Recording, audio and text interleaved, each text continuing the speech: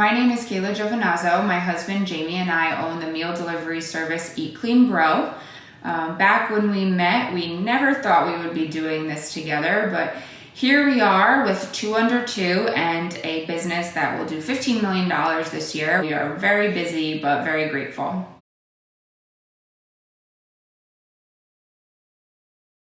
A mutual friend had introduced us. Jamie was late to our first date because he was cooking. At the time, I thought it was just kind of a passion project of his. It was probably our second or third date, and he canceled on me. He said, I can't come to our date. I have to organize my receipts. I said to him, I love organization. We went through all the receipts, and he was like, wow, this is fun. What would it take for you to work for me? And I was like, what? This is crazy. I don't want to work for you. I want to date you. So long story short, he ended up hiring me, and together we really just were able to organize his ideas and make it profitable. At the time, it was me, him, and our chef. We all packaged meals. We all took deliveries. We have customers today who say, hey, I remember when you were my delivery driver. Back in 2016, we were doing a couple thousand meals a week. And then 4 years later, we have over 100 employees. We are on track to do $15 million this year.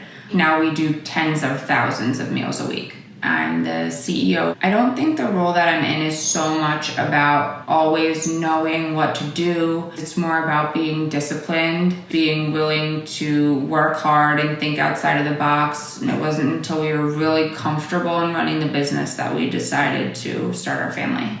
Owning your own business definitely gives you more financial freedom because if you're creative enough and work hard enough, you can continue to multiply that. On the same token, it could work against you. In our situation, we control our own destiny and we're self-funded. So if you make the wrong decisions, you also have to pay for them. But if you do it the right way, it can be extremely rewarding. Nothing has changed me more than the birth of my first child. I have become so much more of a patient leader. Nothing really prepares you for how difficult it's going to be. I had to get done all the things that I always had to get done, but in a more limited amount of time, so I could get back home. So if you can figure out how to manage your time, it's almost like you're managing your money as well. I understand some people do have to separate from their children and go back to work, but if you can have your baby with you, you just have to make them comfortable with your schedule. When it comes to personal finances, I've always been a very cautious person,